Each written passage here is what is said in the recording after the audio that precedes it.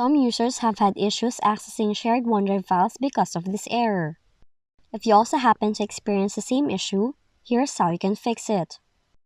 First, try logging out and back into your OneDrive account. To do so, right-click on OneDrive icon in the system tray, click the Help and Settings option, select Settings to bring up Account tab, click the Unlink this PC option, select Unlink Account to sign out, then after this, log back into your OneDrive account. For the next solution, you have to free up some hard drive space.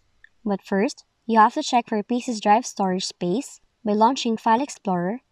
Click this PC, then this drive icon will probably show you how much free storage is available. Now if your PC's hard drive is full, or close to it, you have to free up some storage space. So you have to do it by opening Apps and Features, filter the list for any apps you don't regularly use, and then uninstall them by clicking the three dots icon. Once done, you have to restart your computer for the changes to take effect. Lastly, reset the OneDrive app. Do it by opening Run. Type in the following for resetting OneDrive. Then click OK to execute the reset command for OneDrive.